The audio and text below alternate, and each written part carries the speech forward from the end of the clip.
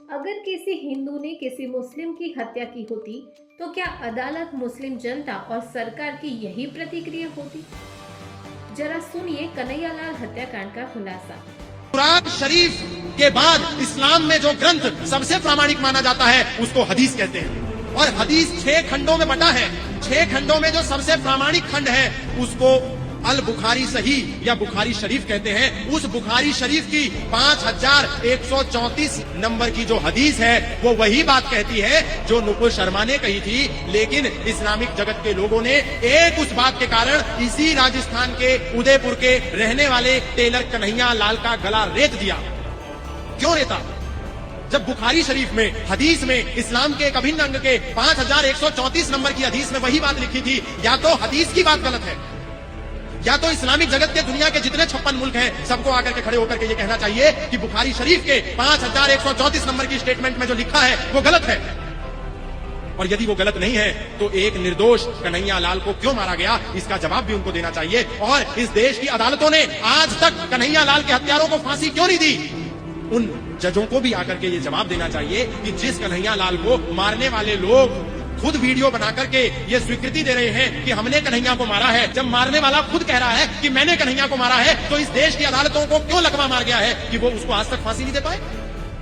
ये सवाल उनसे कौन पूछेगा? कौन सा सबूत चाहिए, कौन सा गवाह चाहिए, कौन सा प्रमाण चाहिए? अगर न्याय देने के लिए जज बनाया है तो सारे सबूत हैं, सारे गवाह हैं, सारे प्रमाण हैं, उसके बाद भी मारने वाले आज भी सरेआम जिंदा घूम रहे हैं। उनको क्यों नहीं फांसी पर लटकाया? ये भी हमारे लोकतंत्र पर, हमारे देश के संविधान पर एक बहुत बड़ा धब्बा है। क्या हिंदू कायर, स्वार्थी या दांत विहीन है? अगर किसी हिंदू ने किसी मुस्लिम की हत्या की होती, तो क्या अदालत, मुस्लिम जनता और सरकार की यही प्रतिक्रिया होती?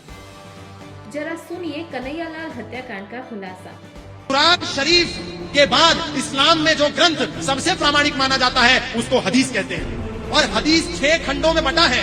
6 खंडों में जो सबसे प्रामाणिक खंड है उसको अल बुखारी सही या बुखारी शरीफ कहते हैं। उस बुखारी शरीफ की 5134 नंबर की जो हदीस है वो वही बात कहती है जो नुपुर शर्मा ने कही थी। लेकिन इस्लामिक जगत के लोगों ने एक उस बात के कारण इसी राजस्थान के उदयपुर के रहने वाले टेलर कन्हैया लाल का गला रेत दिया।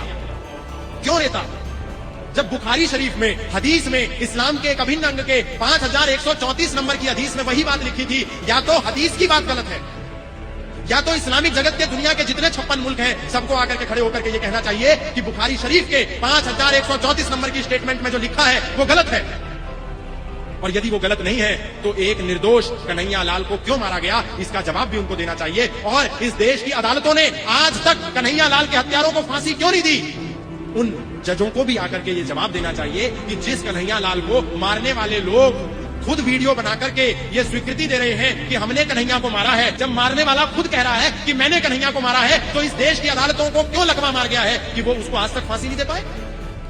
ये सवाल उनसे कौन पूछेगा? कौन सा सबूत चाहिए, कौन सा गवाह चाहिए, कौन सा प्रमाण चाहिए? अगर न्याय देने के लिए जज बनाया है तो सारे सबूत हैं, सारे गवाह हैं, सारे प्रमाण हैं, उसके बाद भी मारने वाले आज भी सरेआम जिंदा घूम रहे हैं। उनको क्यों नहीं फांसी पर लटकाया? ये भी हमारे लोकतंत्र पर, हमारे देश के संविधान पर एक बहुत बड़ा धब्बा है। क्या हिंदू कायर, स्वार्थी या दांत विहीन है?